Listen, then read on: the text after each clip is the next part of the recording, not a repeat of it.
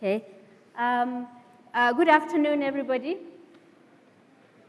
I hope that you've all had a good lunch. Obviously, this would be one of the few last panel discussions.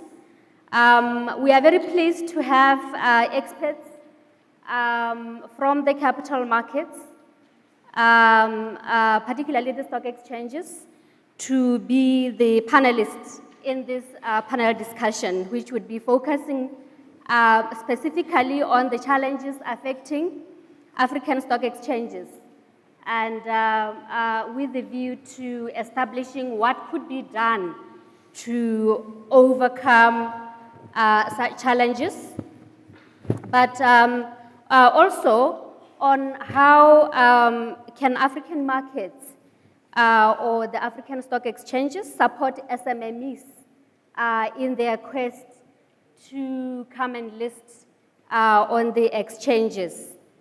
We all are aware that really a stock exchange is one of the well-proven platforms for raising capital, and also that they are an engine for economic growth.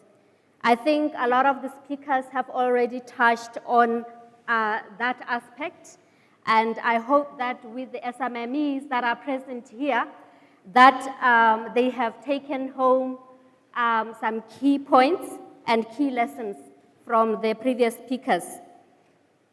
We are also aware that the stock exchanges do continue to grow, but albeit not at the pace that everybody is expecting.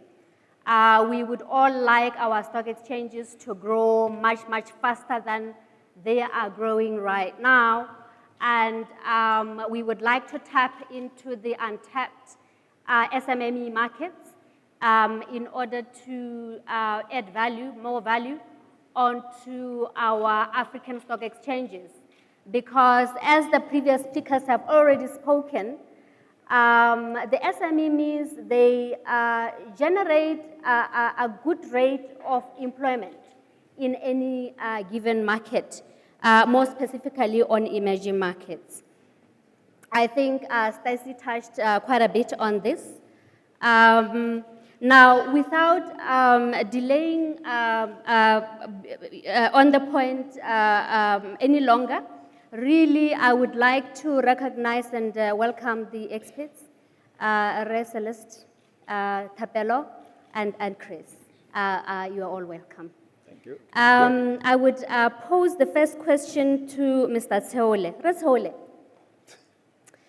African stock exchanges represent 2% of the international market capitalization, right? The world capitalization, right? But however, the exchanges continue to experience challenges.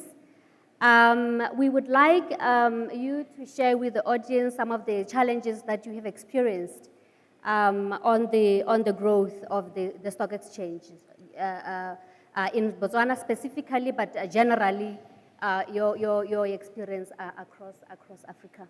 Thank you. Dumelang, good afternoon. I think generally African stock exchanges are experiencing problems in form of attracting listings to the bourse, and majority of the stock exchanges in Africa are very small, like you have already said, in terms of the market capitalization. And this is mainly because, not because of the smaller economies, because if you look at the number of potential listings, specifically also in this country, there are a lot of companies that have got the potential to list. But when you look at the education aspect in terms of attracting listings, I think that is one of the challenges that the exchanges are experiencing. That is why we took a deliberate decision as the BSE to do as much education as possible to change the perception of potential issuers or companies that might list. But also, you look at the general education of the population. I mean, we still have low financial literacy level, where even at higher education, people are financially literate. I mean, we basically have degree graduates who leave school with no basic financial knowledge. I think that problem end up extending to the financial sector, and in this case to the stock exchanges. So I think that is where the bigger issue is. And also in terms of fragmentation, you know, there are 53 or so countries in Africa, and there are about 26 or so stock exchanges. Each country generally want to have their stock exchange, even if sometimes the infrastructure in terms of the trading systems and settlement systems doesn't necessarily allow that to happen, because where the systems that are used in the stock exchanges are very expensive. So this lack of integration by stock exchanges is also a problem. I think, let me not finish all the problems. I think Celestine is here to also beef up. Thank you. Thank you, Thapelo. Focusing or zoning in on to Celestine. You are the CEO of the Rwanda Stock Exchange, or Securities Exchange. And Rwanda Stock Exchange is a fairly new exchange, but we noticed that you have experienced an exponential growth ever since the stock exchange was established.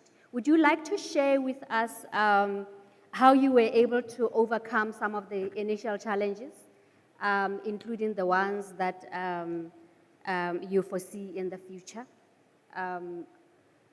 or identify the ones that you think would come in the future? Well, we haven't, actually. I must tell you that the challenges which were there before, they are still the same. So we are only 5 years old, but you know, we are reaping the benefits of the country growing itself, you know, and all the right environment for doing business. You know, we are at the forefront. You know, good governance, accountability, and responsibility across the country. But of course, it is all spearheaded by a government which is very focused, and the leadership of the country, which is at the same time pushing on many fronts to catch up with the time we have lost as a country for many years. But going back to the capital market, the same challenges we have are the same. You know, the whole continent, we are facing the issues of liquidity, financial literacy, like my colleague was just saying now, and fear of disclosure from the small and medium enterprises, and there are so many. Skills development, there are many. And for the future, they will probably be there still for another 5-10 years to come. But you know, there are measures to try to fight against them. One of them is innovation, because if you are talking about innovation, you know, it's very important. The world nowadays is very disruptive, so you have to innovate. And the second one, of course, will have to be the education. You need to keep educating every day without getting tired, because you must educate until people become 90 or 100 years old. So because the other markets have been there for centuries, they still face some of the challenges we face ourselves. So that is innovation, education, and then advocacy. We need to advocate for what we are doing on both sides of the coin. That is the supply side and the demand side. I can elaborate more later. Okay. Chris, you travel right across Africa representing Forbes.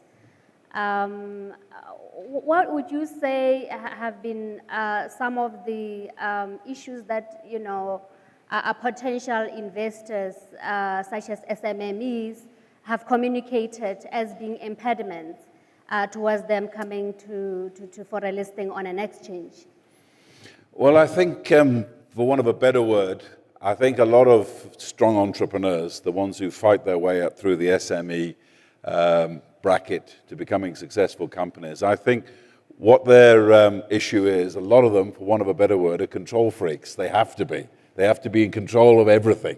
And what they do fear is very much outsiders coming. They don't want board meetings. They don't want shareholder meetings. They don't want to give up any sort of control or scrutiny in their business. That's one thing that's a major problem. On a wider issue, a lot of them have got a very, shall we say, frugal approach to business, in the fact that they say, if you haven't got the money, especially when you're that small SMME, then don't do the expansion. They're not so much looking. But on a wider issue, I think one of the bigger problems with financial institutions and banks in particular, Forbes Africa deals with entrepreneurs right up to North Africa from Cape Town. And they'll all tell me the same stories. When they needed the money, when they were small and struggling, no one wanted to know. And when they became successful, the phone wouldn't stop ringing, people offering them money and loans and everything. So I think that maybe all financial institutions and banks on this continent have to be a bit braver when it comes to approaching entrepreneurs and giving them a chance to create the jobs and wealth that this continent needs. If I get you right, what you are basically saying is that, look, there is still, we need to demystify the issue of capital markets and how entrepreneurs can come to the market, particularly in the SMME space, to come and raise capital. How do what would you be your advice to the exchanges in terms of educating these MMEs? In your view, have you seen it work somewhere within the African continent? And I just wanted you to share with the audience your experience. Well, I'm not sure really whether it's a question of education. One thing about entrepreneurs, I can tell you, is it sees no creed, it sees no color, it sees no sex, it sees no education. And the fact that often people who left school when they were 15 and 16 make the best entrepreneurs, I think maybe stock exchanges like Tapelos and Celestine Stock Exchange here, maybe have to sell themselves to entrepreneurs and try to get them along. But as you probably see the history, if you read Forbes, for instance, Christo Wiese, he actually delisted his company. And one of the reasons why, clearly at 7.2 billion, he doesn't need the money anymore. But he wanted to do his own thing, so he actually delisted. But I think maybe from the sort of sense I get from those SMME smaller guys, if you say to them, like, are you ever thinking of listing? They'll look at you funny and say, you might as well say, do you want to go to the moon? Because a lot of them don't think about it. It's 10, 20 years ahead. And most of the entrepreneurs that we cover, they started with next to nothing anyway, a few $100s. And they say, well, I've been bootstrapping my company. I shall carry on. I don't need outsiders to come. And again, a big fear is that they're going to lose control. Well, thank you very much for that. Now, going back to the CEOs of the stock exchanges, we have heard the challenges and benefits, actually the advantages and disadvantages that were being spoken about during the previous discussion around the listing of SMMEs on the stock exchanges, or at least what they viewed as challenges. One of the benefits that were mentioned were surrounding the listing thresholds, fees issues, hand-holding tax advantages, and perhaps, looking at issues of trying to streamline costs and encouraging entrepreneurs or supporting entrepreneurs to, operate technologically driven enterprises to introduce some efficiencies and therefore reduce cost. Now, as stock exchanges, maybe going to Mr. Theole, what does the Botswana Stock Exchange have in place that would convey benefits and therefore attract SMMEs to the BSE right now, just at a high level? Yeah, I think one of the things that we took a deliberate decision to do was to market the platform of being a stock exchange to the businesses. Our view, which is very strong, is that there are a lot of mature SMMEs, if I may call them such, that have a lot of potential to grow into multinationals using the stock exchange platform. And we have embarked on much more bigger education to small and micro and medium enterprises. Some of them, our view is that they will list in the medium to long term, but at least if we educate them well in advance, I think it will serve as a good purpose.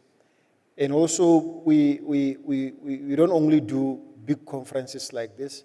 I think this is just a small part of what you do. We do much more intimate sessions where we call smaller group of companies and also to share knowledge with them. And we call some other guys who came to the market where with nothing or who benefited from the market to teach the potential companies, what are the benefits, what are their experiences. And I think if I look at from our education from March last year conference, we have had so much interest in the market. I wish I could say names of people who are working towards a listing, but unfortunately I can't. But I think right now, I think we are seeing the fruits of our education from last year. And one of the things that we consider doing is the board that I was saying we are willing to create as the stock exchange. Because, I mean, some of the requirement is that if you want to go to the venture board, you need something like a minimum of 100 investors. Is that really necessary? If there are 15 people who want to list in your stock exchange, why should I put a number to 100? Some of the companies want to raise like 2 million, and you see that these companies have good potential. So our intention is to avail them the platform to tell the story to the potential investors with the willingness that they will invest in them. I think from the previous discussions, yes, there are comments that people will not invest in these risky instruments. Yeah, I mean that's textbook kind of theory because I mean we haven't had the platform before, so we can't say people can't really invest in this. And you look at markets like in Brazil and in South Asia. I mean literature is just there, which is released by the World Federation of Exchanges. And what it tells me is that we are on the right track with that respect. Very, very, very interesting, Resole, and very, very encouraging to learn that you are looking at policy level, regulatory level, with the view of looking at your rules with the view to making them friendlier, a lot more friendlier and welcoming to the SMME entrepreneurs. Celestine, now from the practical standpoint, what is the Rwanda Stock Exchange and the Rwandan capital markets at large doing to enhance access to financing for SME? I mean, do you have SMEs on your stock exchange? And can you share with us the stories that have led to them listing on the exchange? So far, we don't have any SMEs listed on our market. We only have blue chip companies so far, which have come. I mean, again, we are 5 years old. We have about 7 companies listed, and NOFA closing tomorrow. That will be 8 by end of this month, and a bunch of government and corporate bonds listed on the market. So what we have been doing in the past is to just put the right environment in place. That is the legal framework, proper one, not just cutting and pasting. Because most often we make those mistakes of looking for rules and regulations which are not practical in our markets. Yeah. So that one we have completely eliminated it. So anticipating what's likely going to happen in the country, since Rwanda, 90%, actually 90 at least percent of the companies in Rwanda, they are SMEs. And they provide the bulk of employment in the country. So if you are not looking at that, it's like not looking at women today or the youth. So they make up the bulk of the population. So now, going back to that, we have created a board for small and medium enterprises. It's been there now for 2 years. There are a few companies, 3 or 4 actually right now as we speak, who are working on their documentation to come and join the exchange for listing. The other thing we are doing is just to continue that education. I want to challenge Chris on my left. Education is still important. I'm not talking about taking guys to school. I'm talking about telling them the basics of long-term capital. Long-term capital, the cheapest capital you can get, you can only get it in the capital market. There's no two ways around it. But the rest is about how we structure our legal framework. If we have stringent regulations, we remove them. For SMEs especially, you have lower requirements, and it becomes cheaper for you, and we will find other incentives, for the market players to join. But otherwise, there are no two ways around it. Two ways around for long-term capital. And people need to know that that's the education I was talking about, and I keep emphasizing on. So we keep educating people about it, and we have seen positive results out of that. When we started the market 5 years ago, 6 almost now, 2011, we were having, on average, people joining the market at a rate maybe of 11%. So 3 years down the road, we came up with a strategic plan for 5 years as a stock exchange, to see how we can bring both sides, the supply and demand side at the same time. Because you can't look at only the supply side, the pipeline that is, and you don't look at the demand side. And so it has yielded results. We have a pipeline of companies which are more interested now in joining, and also the retail investors who are joining the market at the rate of at least 20% increment every year. I would wish we have as many investors as we have on people who are subscribing for mobile phone or mobile money transactions. In Rwanda today, we have about 12 million people, 11.5, something like that, as a country. Of those people, we have 9 million SIM cards. Of the 9 million SIM cards, 7 million of them, they have a mobile money account. What does that tell you? Tells you we need to really look into that and keep educating people and making sure that they are enabled through that. That is the demand side. The supply side, we keep marketing and showing the benefits of joining the stock market. Not just merely listing. We have to tell them the benefits of that. Yeah. Very, very interesting. What I'm learning from the two CEOs is that they have undertaken extensive public education on the functions of the stock exchange, and also disseminated information to the public with a view to demystifying the stock exchange and communicating the advantages of companies listing on a stock exchange. With regards to technology, are there any plans, Mr. Tseole, of leveraging on the extensive use of the mobile phones to maybe provide a wider outreach on public education? Yeah, I think there are a lot of plans, more especially on the technology side. I think just to take you back, you realize that as the PSE, we are very strong even on social media presence as we speak. I mean, like right now, you can see we are streaming this conference live. I mean, how many companies in Botswana have been doing that? I mean, I need to give ourselves credit. And also, like I answered in the first question, I mean, the type of technology that we have, the state-of-art automated training system that we use is the same automated training system in JSE, in Kenya, and in London, because it's provided by Millennium IT with the same type of CSD. And what we are trying to do now is, because stock market is much also more about information than money. I mean, it's the information that drives the ultimate investment.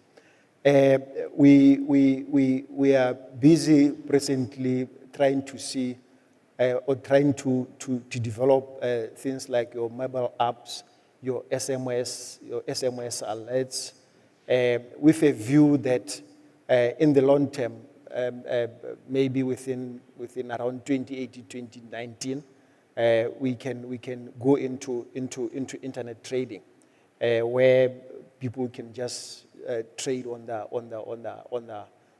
computers or on the mobile apps. But what is particularly important still also boils down to the issue of people need to understand how the market works before they just press the apps and then ultimately sell or buy shares without doing that. But also, we are monitoring the other developments in the country. I mean, I can come up with all the sophisticated instruments, but when you still have internet service, which is a little bit very slow, I mean, I can have internet trading, but if internet is very slow, I mean, what am I trying to do? I mean, that's one of the things that we are, or some of the initiatives that we are trying to spearhead. I think by the end of this year, a lot of developments will happen at the BSE that people are going to be excited. Okay. Moving on to Chris. Chris, one tends to believe that there is a gap in most African economies, such that we expect, in terms of, cultivating enterprises to access capital, caused by lack of education. That would help the entrepreneurs change their mindsets. I just wanted you to talk around that topic, given your experience within the Africa region. Okay, I'd just like to say before I start that without stock exchanges, we wouldn't be able to value the billionaires on the continent, because we work around listed assets, so we'd have no chance of that. But so essentially, they're a vital cog in the wheel of business here. People need to know more about them. I find with most of the entrepreneurs that I deal with, they're very, very locked into their business. Yeah. And put it this way, if part of being listed was part of their business, they will be experts on it. Yeah. I think maybe it's the stock exchanges. I think Thapelo and Celestine are right in the fact perhaps they're going to sell themselves a bit more aggressively to people as companies grow bigger. And also I heard this morning talk about tax breaks around stock exchanges. Every entrepreneur worth their salt right now is worried about costs on this continent. I can tell you that much. And any idea that they may be able to raise capital and cut costs at the same time will be very popular indeed.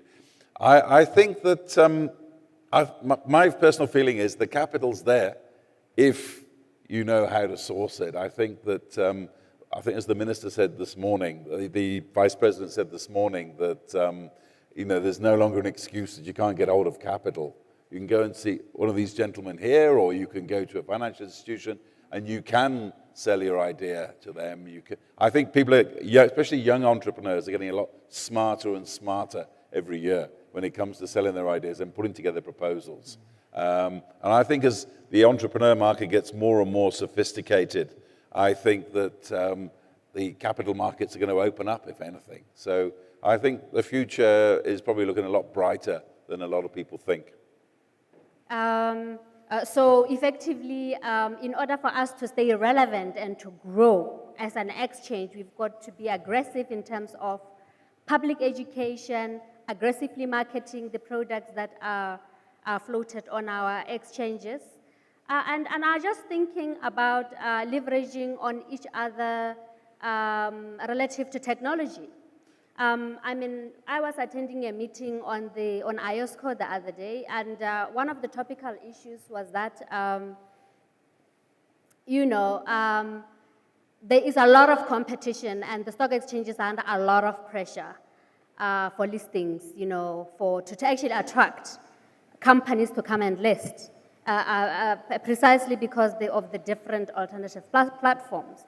And one of the questions was then, what do we do? And the suggestion was that in the past it had been spoken that maybe the stock exchanges could collaborate on the front stock exchanges, like I think the regional, the East African stock exchanges have collaborated. So I was just wondering if maybe Celestine can share the experience. You are the chairman of the East African market. Would you like to share with us whether that is working well? I think a lot of the concerns that have always been there is that, look, if we were to collaborate technologically, where the systems, the infrastructure, we use one infrastructure, let's say maybe 3 stock exchanges, use one infrastructure as opposed to different infrastructures, is that, the listings would tend to migrate to the more developed or more bigger markets. So I just wanted you to share with us your experiences in East Africa. Well, in East Africa, we are trying to integrate the market, okay? Much as we are talking about it that much, the way of integration we have opted for so far is to link the existing infrastructure. So people are going to be doing smart order routing. We are routing orders to different markets. But that's a step.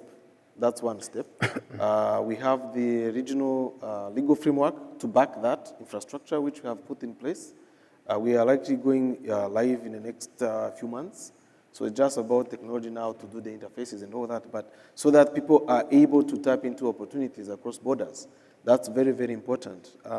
And what people need to know is to, I wouldn't say forget that fear of being swallowed by the bigger market, but I think liquidity and issues coming around it, they come when they are chasing efficiency.